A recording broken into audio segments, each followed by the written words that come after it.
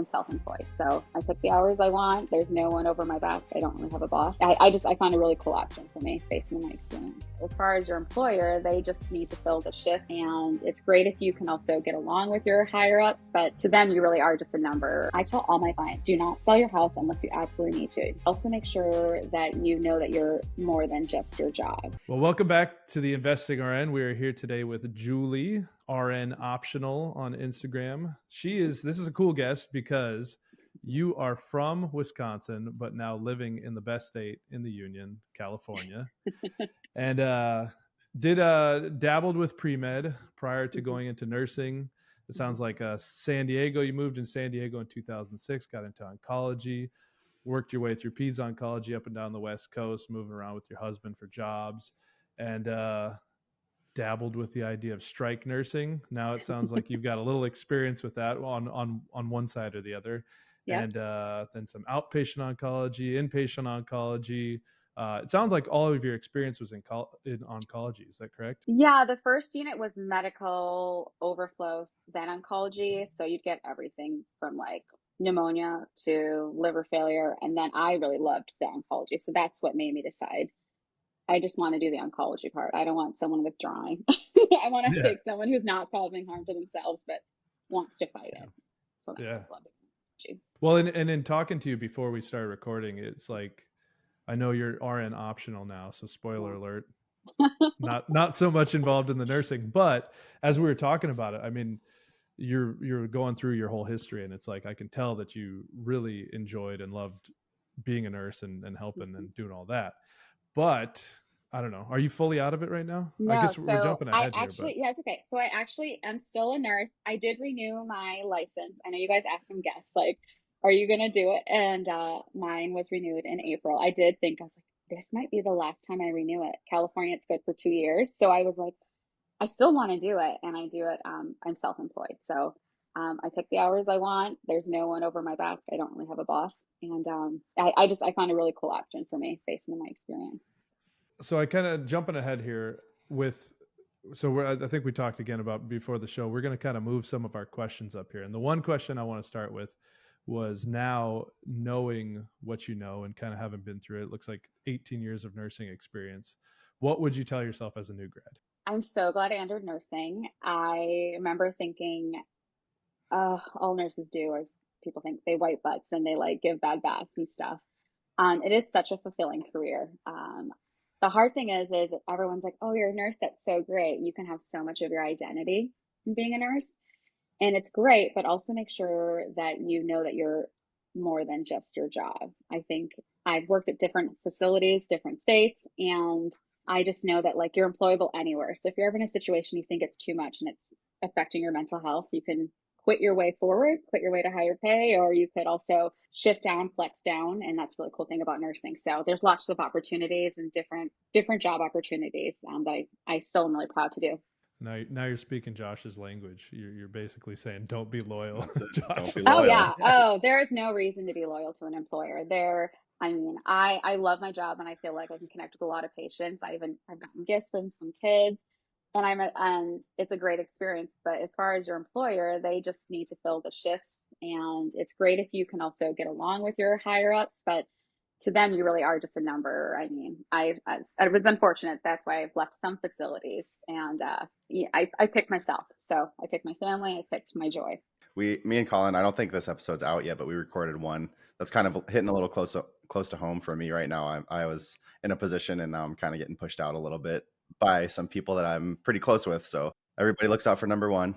Just make sure that you're doing the same thing at least. And I have a lot of great friends that are like, we call it like the chosen family, where we work together at a job, and that bonds a lot of people. So there's like trauma bond, but there's also people who, we'd go out, to the clubs together. And then later now we're getting in each other's weddings, and now we're helping, each other after one has a baby. So there's something really great about the nursing career, how you can find your people that will lift you up. You don't have to work with them just to keep those bonds. Yeah, you just have to be friends with them on Instagram and send them reels all the time. Yeah.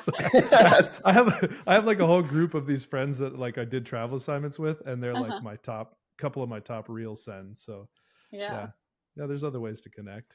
There really is. I think I was friends with Josh before I said I was going to do an interview, so it's all good. Oh yeah, that's it. Yeah. It's well, and it's funny too, because like he mentioned, we recorded an episode recently where we are both talking about job changes, and he loved his job and now is like in this position where it's just a lot of uncertainty surrounding his job. And I was kind of the opposite, where I had been out of nursing for a couple of years, got back into it with like a very kind of short-term mindset, but then because I experienced that thing with like managers and all that stuff before, but now this place I'm working, my manager's awesome. Like I That's actually so really good. like my manager. Yeah, Doesn't that and feel good it's to say that too? Like you probably feel yes. valued, like, oh, they actually see me, it's not a people Oh yeah. pleasing, but you actually, yeah, you like them. Well, she's great, and then she recommended me to move into this other position. So now it's like now I'm kind of looking at like, oh, actually, this is a pretty good fit. So now it's like They saw I your feel like potential. I feel like well, I think they just desperately needed somebody, and I was the first person to walk into the room. They're like, anyone will do. You'll do, You've got a pulse. This one looks but good. yeah, exactly. Yeah, I met the criteria, but it's just interesting because like the situations can change. But I think ultimately, like you were saying, like having that identity outside of nursing, so whatever happens, you're ready for it. So I Yeah. think it's great to have that and to like kind of I guess preach that message. And I think some of us are like driven to nursing. Some of us are people pleasers too. So we can get wrapped into like, oh, they need extra shift. Oh, I'm going to help. I'm going to be like that best employee and I'm going to do that.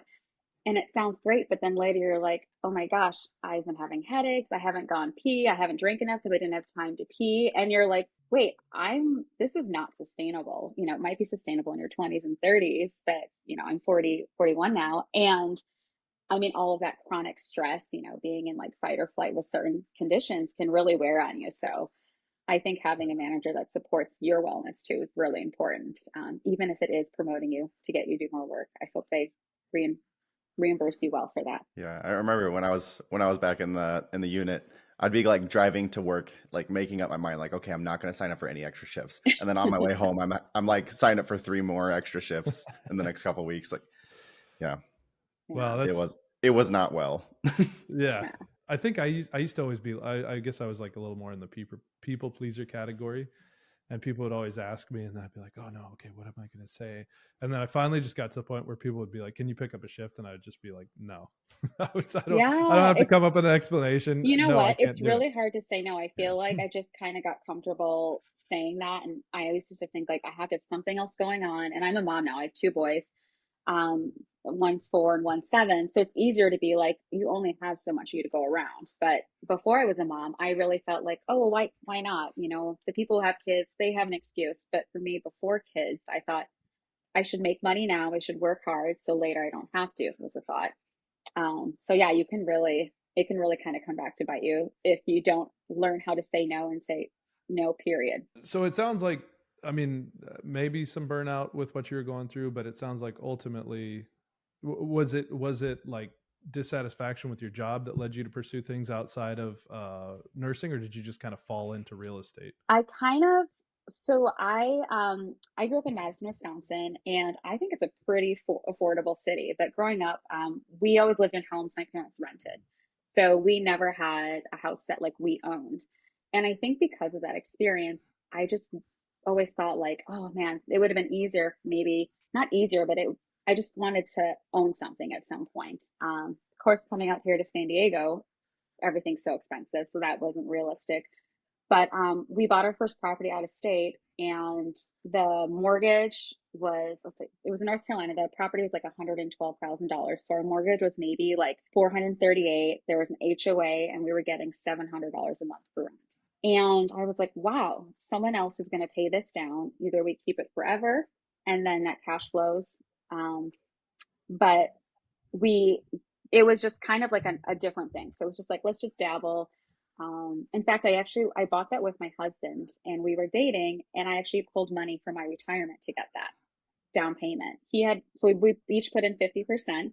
And I remember thinking, I left this job, I had this money that was like monopoly money. That's what I called retirement money when you're in your 20s, right? It's Right. whatever. And that property ended up appreciating at $250,000 before we sell it. So whatever small taxes I paid on $12,000 was nothing compared to that huge gain. So I felt like I kind of dabbled with that and was like, oh my gosh, okay, we bought something. and got really excited. Like you kind of get a rush of like doing something outside of my comfort zone, I guess, real estate. And it's always felt like something just like nursing, you can kind of switch different departments. Real estate is such a great way that you can do, furnish rentals, you can do long term, medium term, short term. And I just love how there's options within that. And again, there's no boss, so yeah, part of it was like a scare, like kind of from not having home ownership, and then also being like, this is a really cool wealth builder. All the podcasts talking about it, I just was like absorbed. I was driving to work listening to stuff. I mean, I'd want to like just learn everything I could, because it doesn't matter if you have a degree, which, some things you feel like you need a college degree, but it just seems like something anyone can do given a few hard steps. I'm glad you touched on that whole 401k thing, because that's something me and Colin, we've talked about that before, but we both did that. We both completely, I don't know if you did, Colin, but I completely liquidated my 401k to buy a property, Gone. and it's All gone. Yeah. Mhm. Because we're all in on real estate, but Yeah. it was probably the wrong thing to do, but looking back, it was the right thing to do it. Like doing it the way we did it, we did it like, oh, sounds good, let's just do it. So maybe not the best idea to wing it like that, but in hindsight, it was the best thing to do because we've already doubled our money. So any fees or penalties we paid has been made back at a much higher rate than it would have if it stayed in our 401ks. And I think this was 2013 when we did this, when I did the like liquidating, and just being able to have that experience and not have we didn't buy anything until after that, until 2016. But just knowing that we had already gotten the experience of looking at some statements and figuring out, tenants and what things can go wrong, essentially managing some of it from afar, for the first 3 years. I was so glad to get that. I mean, to me, that's, you can't get a degree for that for $12,000. I just thought it was a really cool lesson. And so some Right. of these, mistakes that people call and they shame, like, oh, that's supposed to be retirement. Well, it kind of does turn into retirement. It's just a different vehicle. Yeah, and that thing of like paying for education, it's like I think that's what I always say. I mean, up to a certain amount, and obviously that depends on your income. Like if you had lost that $12,000 but gained the education from it, like that's still worth way more than whatever $12,000 compounds over however many years. It's like it's just a different way of looking at it. It's an investment in your education, and it turned out to be a great investment as well because you made a bunch of money off it. But And then when we had to buy our primary home, so I think I was telling you guys before, but we were renting in Seattle and loved it. And we were seeing the appreciation from like 2011 to we should have bought years ago. Well, in 2016, we had to buy, I say had to, the rents for the properties we were looking at when we needed to move were very comparable to what our mortgage was. So we ended up buying a house near a lake, near Northwest Beach. And I was able to work overtime during this last year. The last year I was I was also pregnant. So before I was like having symptoms of, being very pregnant, I worked a lot. And so I was able to do overtime and all this stuff and save it, and just being like, look how quickly when you put your mind to it, you can save, because most nurses are hourly. So that was kind of cool just to see like, okay, now we put 20% down because we thought that was what you're supposed to do. I know people have mixed feelings on that, but we weren't thinking investor. We're just thinking what's a good mortgage payment. So yeah, just being comfortable signing our next closing documents. I was like, oh, we've already done this. It was a lot less money, but that house was like $630,000. And I was like, this is our forever house. We don't live there anymore. Spoiler, right? But we still own that house, and it's appreciated, and it was just enough house for us. So it never was like stressful to be like, oh, do we, are we going to make the payment? So yeah, it's So that's the one interesting how that's real estate. in Seattle. Yes, that is in Yeah, Seattle. can we maybe talk about that one a little bit more in depth, because I guess most probably first time home buyers, they don't ever imagine their house, even if they move away from that house, they probably don't ever imagine keeping it as a rental property or investment property. So what's that transition like, and what would you tell somebody who currently has a primary residence that may be thinking about moving and they think the only option is to sell it? That's a great question. So we had I was pregnant, had our son, and then my husband's job, he got an option to go back to San Diego. So we were in San Diego together, then went to Seattle. Um, we were looking for houses to live in San Diego, and we had an area we wanted to live in, and we decided we were going to rent in San Diego. We didn't know what our forever San Diego location looked like, so we didn't even look at buying here. So that's part of it.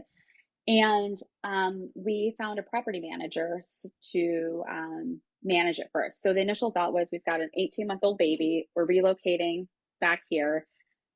To me, it wasn't even the thought of selling it, because in my mind, I thought we could never rebuy this home if we sell it. Also, knowing that we could rent it and cover our mortgage, it was at least, let's just long-term rent it. We had, again, a property manager that handled finding a tenant, screening a tenant, and I'm so glad we had him. That tenant stayed 4 years. After they moved out, they moved out to buy another house further away. They are actually someone who keeps an eye on the property for us. So I was so grateful that now we furnish it. We make a lot more in rent because it's a furnished rental. So we can do mid-term rental, short-term rental. But if we had sold that, yeah, we would have had the money, but what would we have done with it? I don't know, because we weren't in the mindset to buy property in 2018 when this happened. So I think at least if you don't need the money, try and rent it. And if you do need the money, we could have refinanced too, and pulled out some cash. So I always tell people, like, if you're looking at selling, are you sure you really need to sell? And actually, a realtor told me that when we were looking.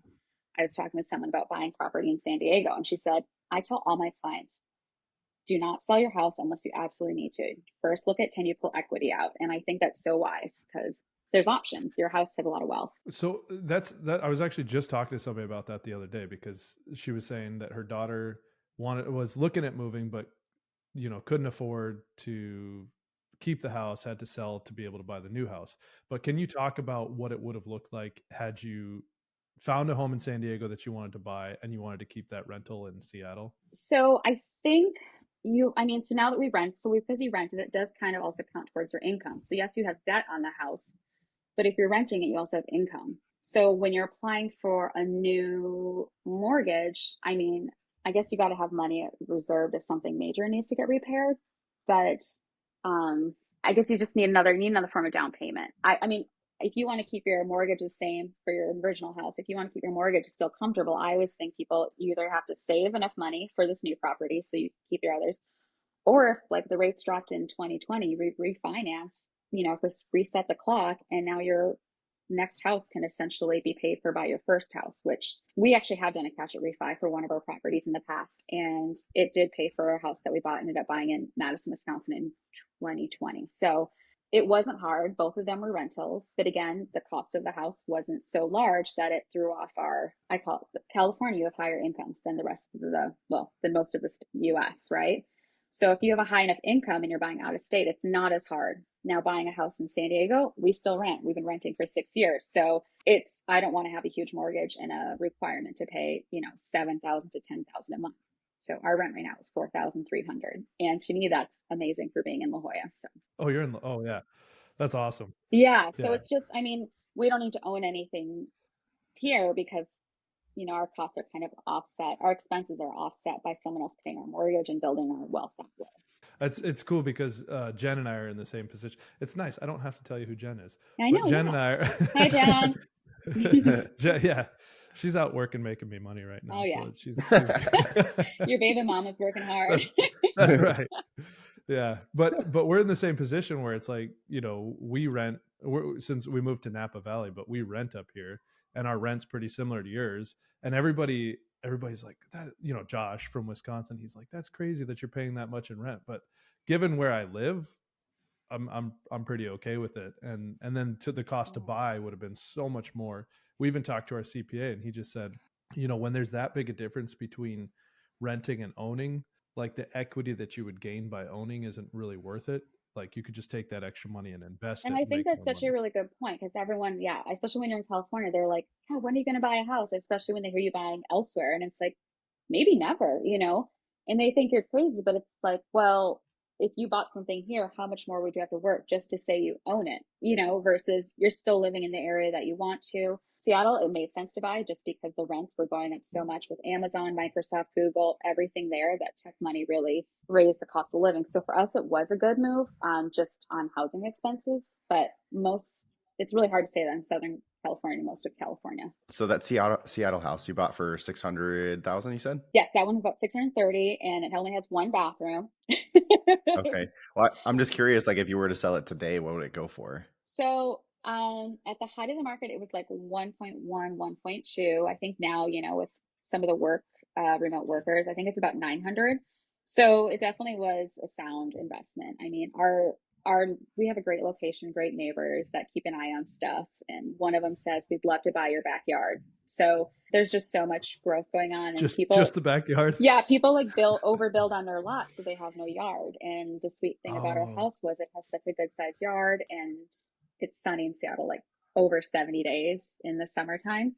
So the yard space is great, it's a very dog friendly city too. So for us, it was really, that's what really attracted us to the house, being close to the beach, the yard, and it was recently updated when we got it.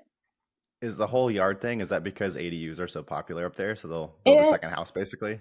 It wasn't then. Just for whatever reason, the style of their house was very long. Yeah, it's just yeah. It's I think their house was remodeled, and it doesn't seem like it fits the original style of mhm. that street. So yeah, they picked square footage indoor over green space, but yeah, that land is very very valuable. I'd love us to keep it forever if we can. Yeah.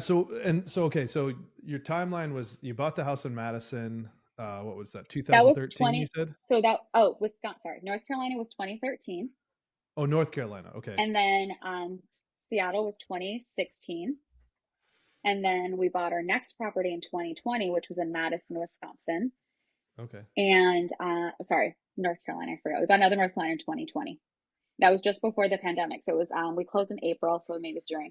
We closed in April on another townhome and rented that out. And then our next property that we got was in 2022. So we ended up selling one of our North Carolina ones, and we bought a lake.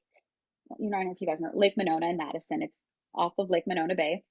In this house we bought, and this was the mindset of we are going to like invest. We're buying the property, invest, and rent. That one, talking about that one is also a 3 bedroom, 1 bath, like our other one in Seattle, but this one costs $300,000. So I'm gonna call it. It's got a lake view, so it's there's a railroad track behind it, but it's lake. You can see the lake. There's nothing between us and the lake, and it's just a great location. And that one we do midterm rentals because Madison does not allow short-term rentals unless you like live in the home, which it's to keep the housing costs reasonable, which I totally support.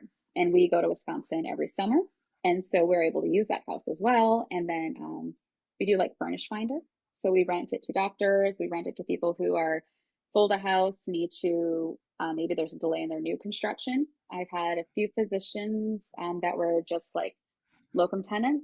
Locum tenens? How do you say that? Mhm. Okay. Yep, that's right. Um, very few nurses, but it's dog friendly. It's got a yard, and that one's our best producing house by far.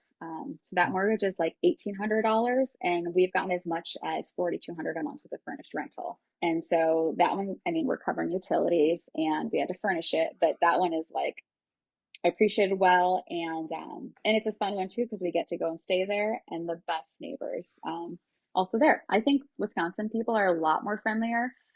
This one's not trying to buy our land, so it's like, but the neighbors come over and say hi and check in. And at first they're like, "Who's this crazy person who bought overpaid for this house?" And now they're like, "Oh, let's check it out. You've done such a great job with it. Here's some pie, like here's some watermelon." It's really great to be back in the Midwest when we visit that property. I tease Josh a lot about Wisconsin, but I grew up in California, and Wisconsin was like, if I was ever making fun of another state or people from another state, my default was Wisconsin. And then so of course karma would have it, now I end up marrying a girl whose family's all from Oh Wisconsin. yeah, yeah. So now I'm heavily tied to Wisconsin, and I actually love Wisconsin. I think the And my people are husband's family's all from Wisconsin, so he's got lots of family. yeah. When we go there, I don't have family there anymore, but I still love going back. The university, the lake life, I know there's just a lot of cool stuff. So the furnish finder thing. So Josh, kind of a roundabout way, Josh bought a duplex. Ended up being a little work. We ended up doing this thing. So now it's like in the company. Now that it's as clear as mud, that's not a great explanation. Josh bought a duplex. Him and his wife bought a duplex as like an investment property. The management became a little more difficult than. I'll let you tell it since it was your I property. mean, so it's a half mile from Lambeau. I bought it to be a short-term rental. Less than a month after I purchased it, the city ordinance said it has to be 7 days or more. It became a little bit more work than I expected. I was like, oh, it's really close to Lambeau. Who doesn't want to stay here? Well, it turns out not that many people wanted to stay there.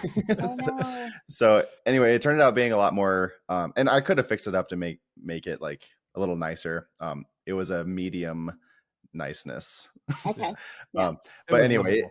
bottom line is it took a lot more work than I expected. I thought it was going to be easy to rent it out. I thought I was going to make a lot of money because of the location. And it was not all as easy as I expected. Anyway, long story short, I asked Colin to help me out and I just sold it. I sold it to our main company Yeah. All right. at But cost. but now the question I have is, once we took over, so we had this thing of like, okay, you can't Airbnb it because the law has changed. So now that it was like no short-term rentals. So we were looking at Furnish Finders, and I had it on Furnish Finder for a while, but looking at other furnished rentals in the area, I didn't think we could get significantly more than we could get just renting it out long-term furnished. So that's what Yeah. we ended up doing. And I But in think that's your a smart case, choice for you guys. Like, yeah, if it's not a huge spread, there's no Mhm. reason you should work yeah, that hard. yeah. So, and it worked out. I think initially we were having trouble because nobody wanted to rent it long-term furnished. So then it was like, okay, what are we going to do with all this furniture? And then we got Oh to yeah. Once you bring have it down the furnished, that's price. a real, yeah. It ended up working out. We got somebody in there to rent it furnished for pretty much the price that we had it listed for on Furnish Finder. But in your case, with this one that you have in Madison, if you were to rent that out furnished monthly, like long term, what could you get compared to what you're getting for it with the Furnish Finder? So we use, and I kind of use like, we do have it on Airbnb, but it's for 30 days. So I call it, when I say like medium term rental, I did start with Furnish Finder. I looked at unfurnished long term when we were like buying it. I was like, okay, how much can we get for similar homes? And maybe we'd be just breaking even with our mortgage, like unfurnished long term rental. We have had some people stay a year with it furnished, and that one was a physician staff company that paid us 3,500 a month. And so the thing about certain markets is like it's not attracting tourists necessarily; it's attracting people who are there for work. But I've gotten people who are like solar farmers, which I didn't know that was big, that stayed there a few months.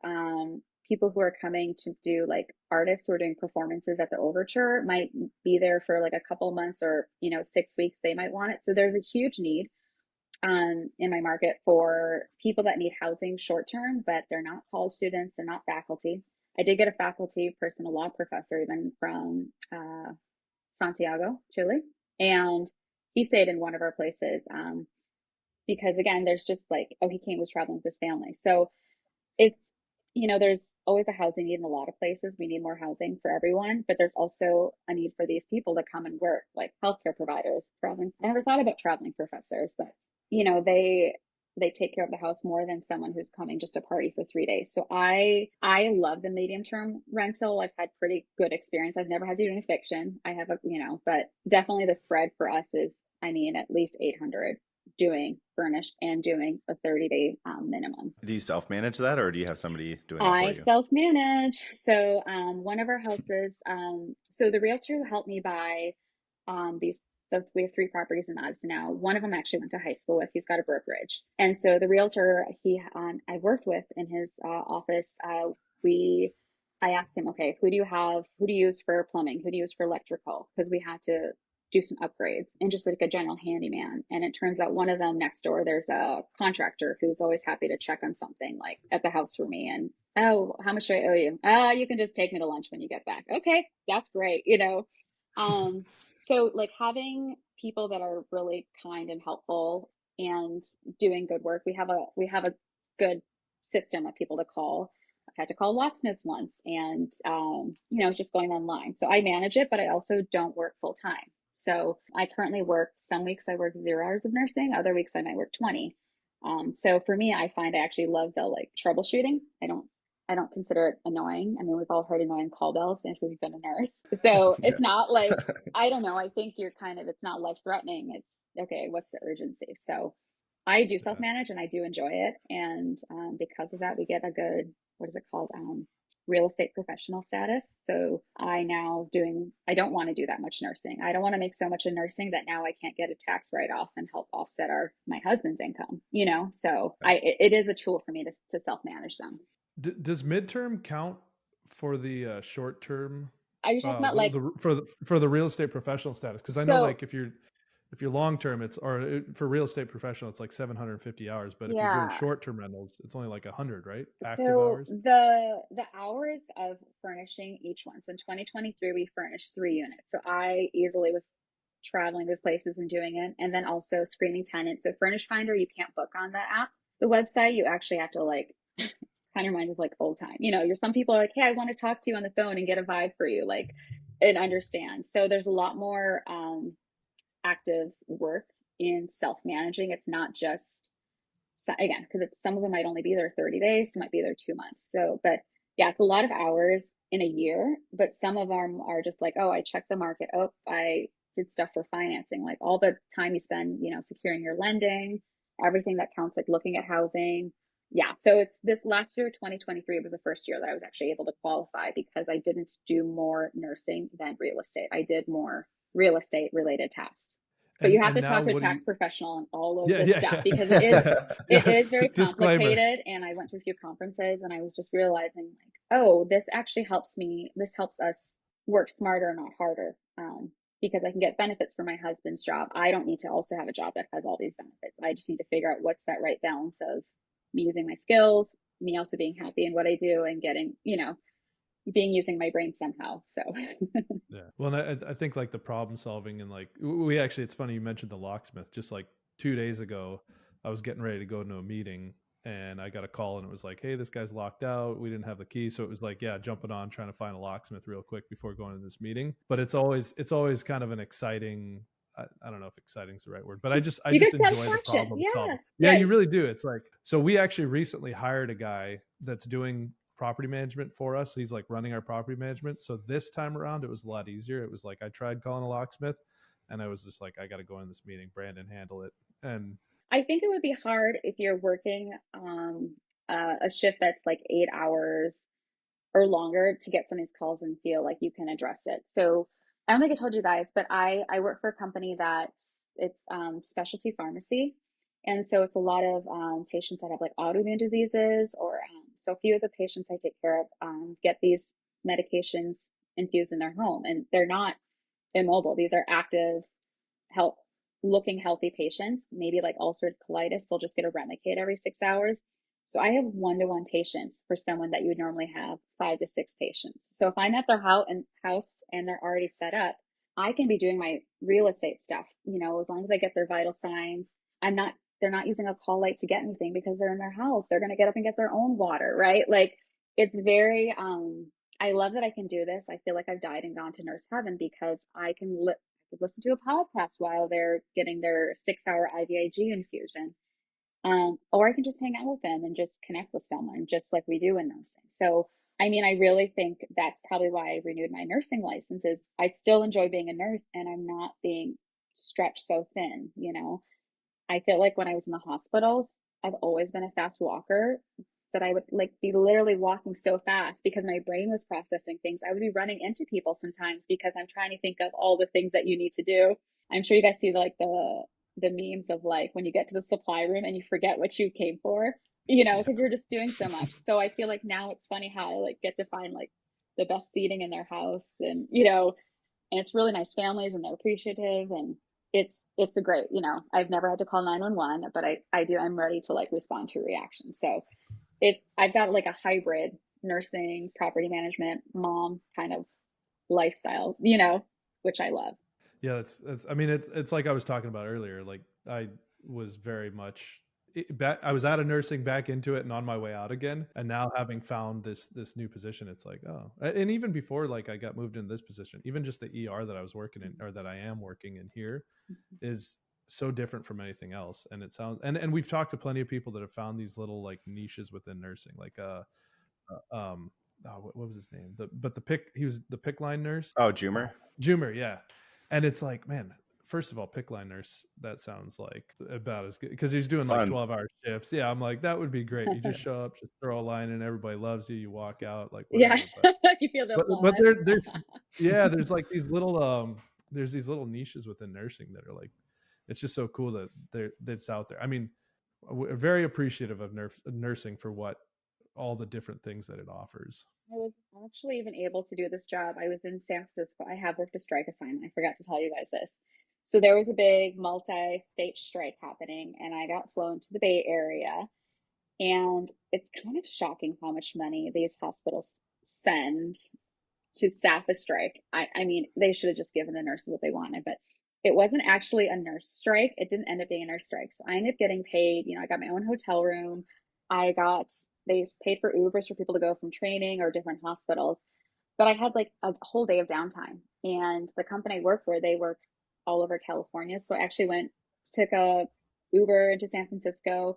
They started surging the rates. So this company, like, if they don't get a nurse, they start surging like an Uber or Lyft because they need this person to get the treatment. If they don't get the treatment, the company doesn't get reimbursed. So I actually went to the Bay Area, did a quick infusion, and then I was able to get the IV. And then once I was done, I went back, took the train back a little bit, enjoyed the sunset, and went back to my hotel room. And I thought, gosh, this is kind of nice. I didn't need to see San Francisco. I've already been there, but I just felt like, well, one, I helped this patient get that drug that day, and I made good money while I was already making great money doing a strike nurse. So, yeah, but it was like the medical assistants at the strike and the housekeeping were gone. So I got paid strike pay to like be a nursing assistant, medical assistant. And I think if I did a real strike where the nurses strike, I would be shocked at how the experience was. But that was a really good experience in 2023. So I'm writing in my notes, start doing strike nursing. Maybe, you know what? Maybe it's 2022. The pay's come down a lot in that stuff. Well, and it doesn't make sense for me to sign up for one unless it's literally next door. and that's one of the huge benefits of being like work optional, basically, is because you can say no to something that when you're first starting out as a new grad, you're going to take whatever you can get for the most part. But now that you're whatever kind of shift, optional, you pass on a lot of things, wait till they jack the rates up like extremely high, double, triple. I don't know what it was, probably at least triple. Then you can say yes to whatever you want and no to whatever you want. And I mean, I was with other people who were doing it, and we just, one of them, we hung out, like we hung with downtime. But it was just like a good experience to say I've done one. And now when I see the pay that's not that great, I'm like, oh, that's not even worth it, because it might be a lot of headaches and you're crossing a picket line, and depending on how you feel, it's, it could be hard, to do that if you're see employees striking. So it's a good thing you have real estate.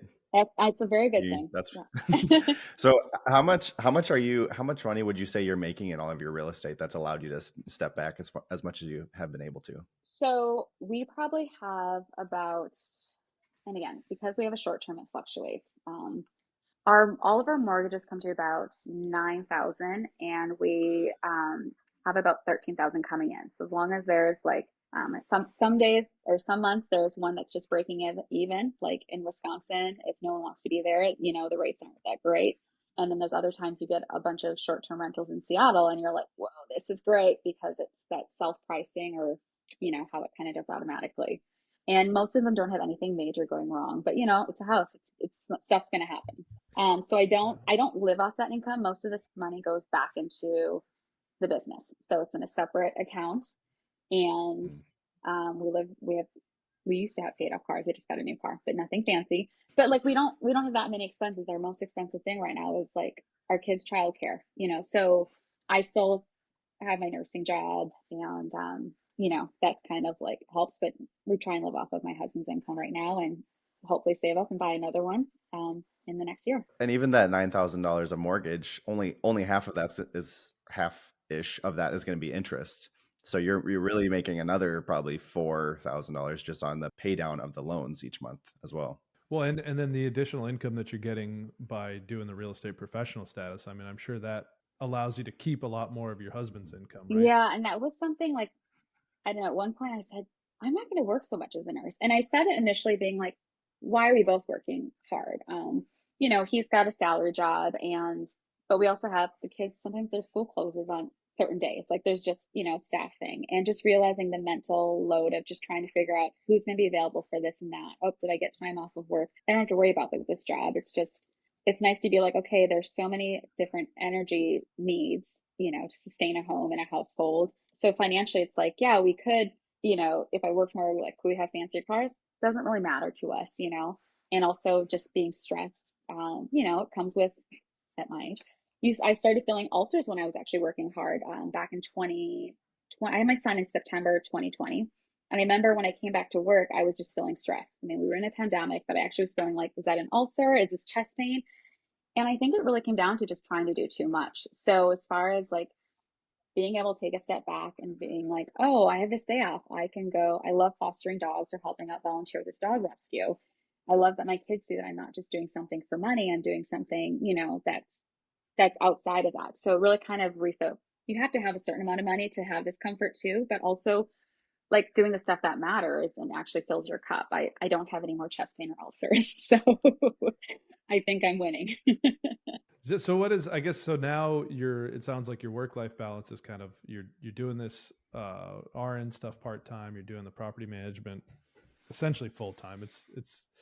You're always on call. You're doing the dog fostering. What other stuff are you into now? Like, are I'm you trying to be pursuing a other cool businesses? mom. So I love going to conferences. I just joined this the Wire Retreat. So there's women investors. And I found that conferences are great, but we just went to Salt Lake. I went to Salt Lake City, not knowing anyone. If you think about healthcare, oh, you got to get your CEUs and do all these things if you want to be certification. I still want to learn. So I really enjoyed going to Salt Lake City with, I think there was 18 of us, and we all stayed in a mansion, but like we had healthy food, we had good conversation, and we all had different aspects of real estate. So, having a community where you don't have your coworkers like you did in nursing, but you still are a people person, that was a really cool thing to go to. And we had like wellness aspects, like we went to a hot springs. There was some yoga one morning. So I love doing that kind of stuff. And it's a tax write-off, right, guys? If it's a Yeah. real estate Love things. those. So Oh yeah. yeah, not feeling bad doing that. And then we have done some private money lending. So I don't know if you guys do anything with like a self-directed IRA. But I have, for my healthcare jobs, I had an IRA, or I had a retirement, and then I put Fidelity into a Fidelity IRA. And then I learned about self-directed IRAs. So I have loaned my money to two different people. One of them is doing a boutique hotel, and they're just buying some furniture for the hotel and getting a good return on that. And another person is doing a short-term rental, but they're trying to make it remodeled for wheelchair and different accessibility needs. So it's like a kind of like a passion investment. I don't know what you call it, but like, something that's a good deed, putting your money to good work, but also it's different than just stocks and bonds. So that's kind of fun to learn about just from talking real estate with people and being like, I trust you, I like what you're doing, and I'm also on the deed of the one that's doing the remodel. So it's like it's secure in a different way. Yeah. Well, can you, I guess, maybe go through some specifics about that, because we've heard that multiple times, but we've never actually had somebody explain that. So you can invest in real estate with your own 401k, So mine correct? is Can you not a talk about that? 401k. So I'd already left that employer. Okay. So again, remember I worked with a couple for different hospitals, different states. Well, each time you leave a job, you have this retirement plan. Well, if you no longer work there, I mean, you can start a new job and merge it. But what I did is I just put into a Fidelity IRA, like an S&P 500. So when I learned about self-directed IRAs, they said it can't be someone, at least from my understanding, it can't be with someone, an employer that you still work with. That option, if you still work with them, would probably be like the 401k loan, where you just then pay it back if you're still employed. That would be my option if someone wanted to like invest their money. But the self-directed, you basically transfer from one brokerage to another. I'm not getting any of this money into my bank account. That like totally, like, I'm gonna say pierces the veil, but that screws up with its tax stuff. So the company then asks, I'm still learning exactly how all they do this, but they have lawyers and stuff. So the people who want the money typically have their own forms, like promissory notes. So if you had enough in your retirement, you could essentially you could buy a property yourself, but then you can't stay in it. You can't work in the house. So for me, using that directed IRA to buy a property that I want to furnish, I think it would be too hard because I want to do some sweat equity. I want to paint it. I want to do things. So there's certain restrictions that you have to really look into about how to use it and not mess it up. And so it's easier, in my opinion, to actually loan it to someone else. And it's negotiable. What's the interest rate? What are the terms? If you're doing it for 2 years, do I get anything back? So one of the properties, it was my first time. I was basically doing it also to get the experience of borrowing someone's money. So then when I want to offer an opportunity to someone, I have an idea of what it's like on the other side. So the directed IRA company ended up getting all their required documents, which usually needs a lawyer involved. And it's usually a lawyer on the side of the people asking for the money. They have the documents, and then they wire it to the people that are asking for it. And then whatever payment you agree, it gets paid back into the IRA. I'm still not getting any money in my bank account, but I am able to see it grow. And then when it gets back into that directed IRA, I can either put it back in my Fidelity, or I can get it ready to lend someone else. So I think it's a cool option. Again, I hope to be, well, I can't touch this money until what is it, 59 and a half, 60 something. So I like seeing different experiments of how to grow this money, also knowing that we have these real estate of our own, that we could use before we're 60 something. I always say that I assume that it'll be extended by the time that we get there, Oh because yeah. they're always talking about extending that age. Yeah, So we'll not see what it planning on actually Social is. Security. That I'm like, that'll just be a bonus if like, I don't know, if it shows up when we're at that point. But I was curious, and it was kind of more of like building relationships. Like, again, it's someone that you trust. I've done a syndicate deal before too. And just because people know we're interested in real estate, it just kind of opens up conversations and learning from stuff from that too. So I love, as you can tell, different things. I'm not afraid to try something with the right, if I'm comfortable enough. I have a little bit of, my risk tolerance is probably higher than some people's, but also isn't as much as others. Well, it sounds like a great way to kind of get your first, like your foot in the door, basically with some real estate, because that's the monopoly money that we kind of were referring to at the beginning of the episode, because you don't really see that until your retirement age anyway. I agree. Yeah. Like I know I've bought some stocks with my retirement money, and I'm like, oh, I'm actually pretty good, but I'm not doing it with a huge amount that it's like going to jeopardize anything, but it really just gets you comfortable. I think as women, I think they say we're like less likely to invest as much and try things, but you don't know what works until you try. So I like experimenting with a safe amount. Yeah, I think we need to like kind of diversify a little bit, but we're so like real estate focused right now. I know we'll get into more stuff Well, and you guys later have on, but the what do you guys do now? I'm thinking the homes. I'm gonna call them motor homes, but it's not RV parks. Like that's a huge diversification because there's several homes on that. So for people who just have one home, that's a lot banking on one property. So I think you are diversified probably more than you realized of having many doors. Yeah, maybe so. I don't know. Well, and everybody, out. a lot of people that I have heard talk about this, they're like, I didn't diversify until I was already rich. So yeah, like maybe they that make is. their money in one thing. Yeah, you have to be comfortable with something and being like, okay, I'm willing to take a risk of some sort. All right. So worst case scenario, we'll always have nursing jobs. So well, and honestly, yeah, right. If you run out of everything, as long as you keep your health and you're always going to be marketable. Like I always say, yeah, if things get really tight, I'll go back and work in a hospital. But that's my that's my last resort. I would rather drive to Palm Springs from San Diego at my current job, or and do a couple of that before I'm in a hospital. Yeah. No offense to anyone in a hospital. They have great benefits. You might need them, right? But there's certain security with it. A paycheck every 2 weeks that you're going to get. Oh yeah. Yeah. I was gonna say our worst case scenario now used to be our best case scenario. So I'm trying to stay, in the right perspective. I don't know why, but the other day I think I was unloading wood out of my truck, and I was just like, for some reason I was thinking about it. I was like, man, what if everything just fell apart? And I was like, well, then we would just grab a couple nursing jobs, move into a smaller house, and we'd be fine. Like whatever. It's not the end of the world. I was like, all right, buy more. Let's go, Josh. Yeah. Let's go. I'm ready. Yeah. All right. With that being said, probably should dive into the final 5 here. That I ruined. Now it's only 4. Now it's final 4. I don't know which one you said. We'll just skip it when we get there. All right. The first question is, what's a top financial resource that you found? Where do you go to educate yourself? To write this stuff down, your questions, because I wanted to give something good. So there's a podcast, Financial Feminist, Tori Dunlap, and she was part of like her first 100K. She also wrote a book, and it's about various financial topics. But as women, she was like the first person I talked to that acknowledged some people have privilege, but also like here's what you can learn from me. So for example, not having school loans, you have a different starting point than someone who came out of college with 30,000. It's just so. But she also is like very empowering in that. And then I'm a podcast person, so also like Brown Ambition. And it's 2 women who talk about, one of them's the Budgetnista and another one's Mandy Money, but they just are like listening to Savvy Girlfriends talk shop, but also like talk about ask for your raise, here's how you do it, here's some other things. So they like hype girls. We need some cooler names, Josh, like Budgetnista. Yeah, the Budgetnista is like, she's got her own thing too going on, but like this is like cool that they do it together. Like again, when you have 2 people doing a podcast, I think it's a great, so different. Well, yeah. We toyed with the idea of being the investees for a little bit. I mean, we didn't go that. like the besties. I love it. I That's mean, it. if you need a Yeah. Maybe rebrand, we'll bring it back. yeah. Yeah, we'll circle back. Season 2. Is there a season 2? Are we? I think you might be We're We might almost even at be a in year, season. so Okay. we should be season 2 by now. Yeah. All right, so we did what would you tell yourself as a new grad? And I liked your answer, but now I'm gonna mess it up for Josh. No, you know what I'll do? I won't throw Josh off.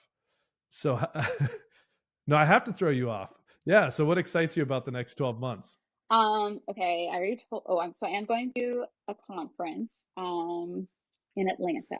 I really didn't know if I was going to go to more conferences, but I'm going to, it's called Own It and Living It. And it's got a lot of, it's supposed to be like one of the most brown and black geared, real estate conferences. As you know, as far as like building wealth, there's always wealth gaps. So this is just something that I really want to go to, just to see other people who look like me and people you don't see typically in investing, doing a conference. And so I just signed up for that like yesterday, and yeah, 3 days.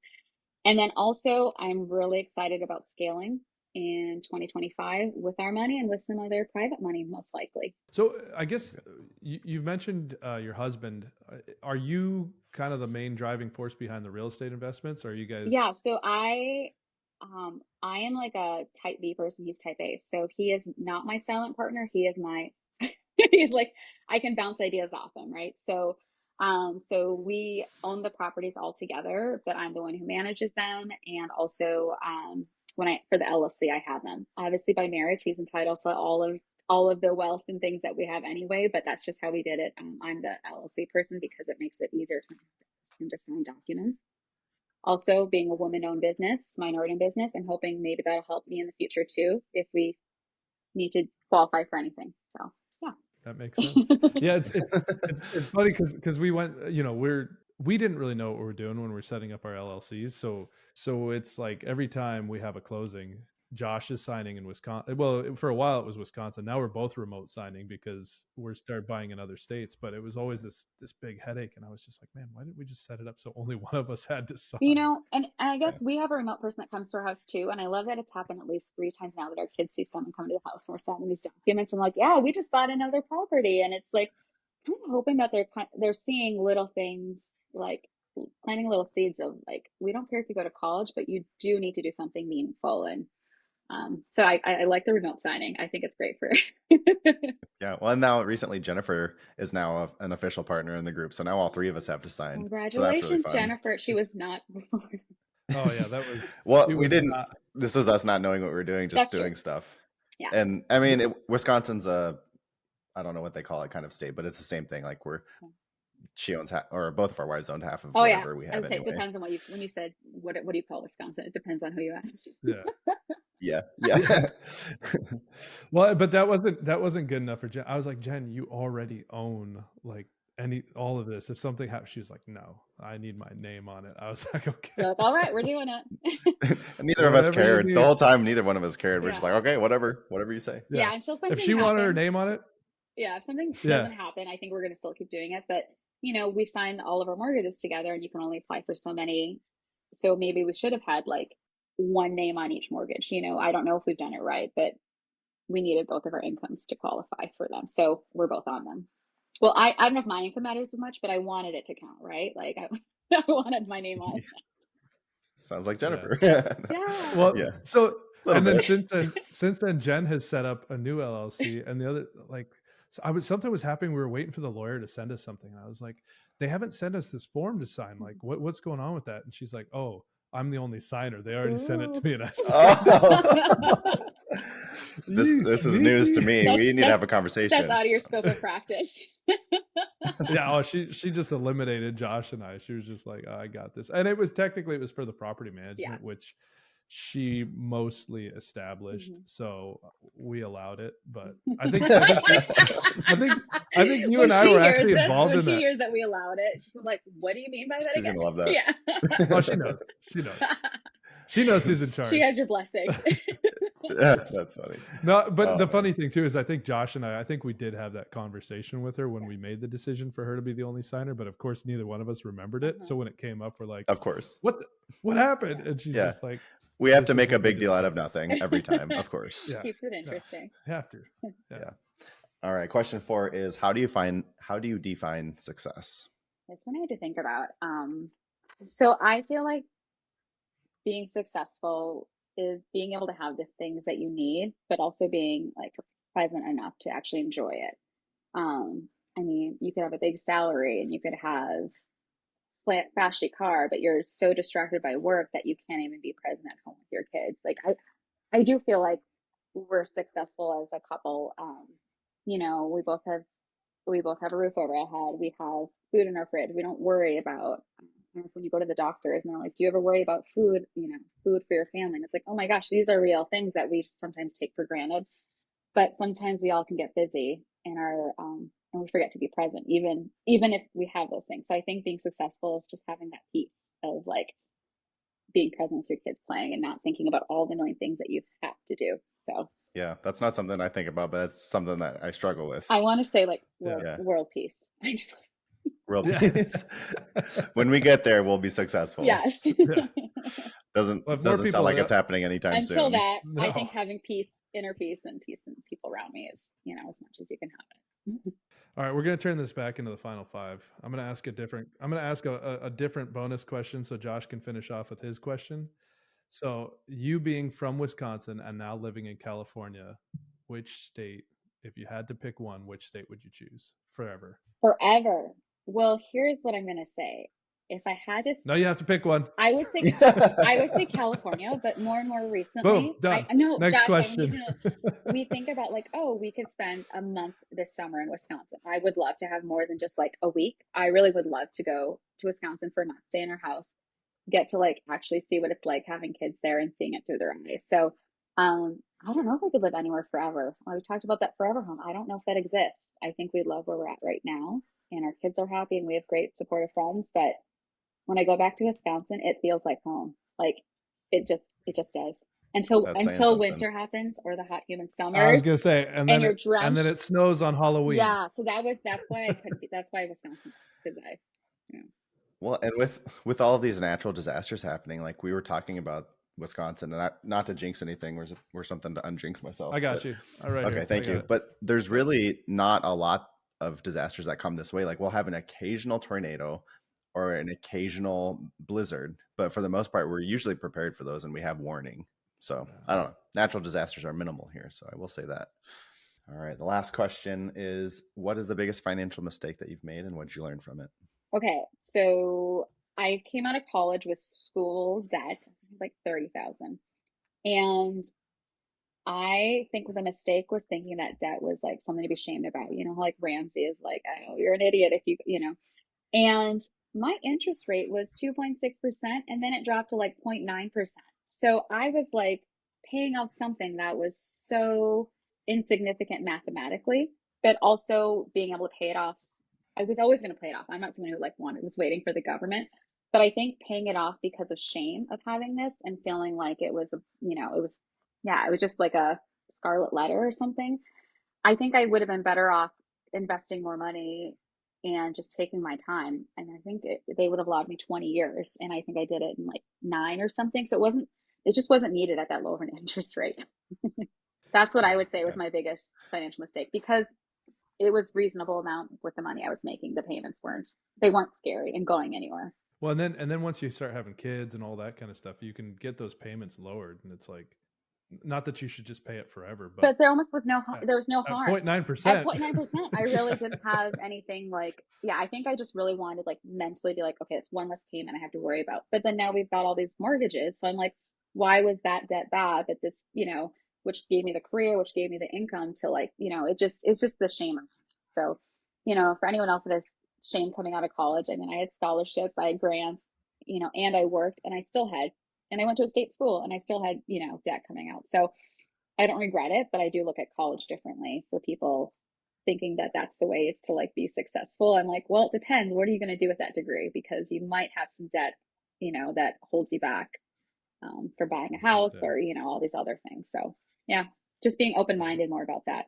I kind of agree with you though on the loan forgiveness stuff. Like I kind of don't know how I feel about it because I think it is an investment and you make that investment and I had no idea what I was I, signing at I 17, 18, all those yeah forms when you're like, Same. yeah I just know I want to attend. And And whatever I have to do, if I don't have a savings, I'm going to sign it. And hopefully, I mean, I went Yeah. to a college at a time where it was reasonable interest rate, but I feel bad for people who come out and don't have a nursing, salary coming out of college. Well, that's true. Yeah, that is a different Yeah. situation. I think a lot of these degrees nowadays, it's like, what do you actually do with them? Yeah. And that's what I think about the whole, like, if you're going to college, why are you doing? I mean, it was a good experience. You bond with, I met my husband because I was at a Badger bar. So, I mean, like, it did get me my husband because I had that shared experience. But like, um, yeah, it's just something that I feel like people should be open to. Take your time if you need the time, and you know, you'll figure it out. Damn you, Dave Ramsey, and your envelopes. Yeah. Yeah. Well, thank you for joining us. If people are interested in kind of checking you out and seeing what you're doing, where can people find you? So on Instagram, I'm at RN_optional, and you'll see probably a few dogs that I'm sharing that are adoptable or foster with the animal pad. And also you'll see some stuff about real estate, and every now and then I throw my kids in there. And I keep my husband off just because I don't think he wants me in too many, but I'm married, 2 kids, we have 2 dogs, and we foster and go to events in San Diego. We're going at war tomorrow. I'm a Dodgers fan, so I don't know if you're a Padres I'm fan, not a but Padres fan. I good. had been to like Good. Brewers game back in 5th grade. I'm also not a huge Packer fan, but I do like the Badger sports. It's hard to follow them All now right. with the kids. So I still love a good Yeah. Packer. I just found out Simone Biles's husband left the Packers, and I was like, oh man, I was so excited to wear Mr. Biles's jersey. No, just kidding. Yeah. Like that was the kind of football Yeah. fan I was. But Yeah. yeah. Yeah. Now he's at the Bears now, so we don't like to I talk about them too know. I was much. so, it's like so close, but what? Yeah. Yeah. Yeah. Sounds good. Well, thanks for coming on.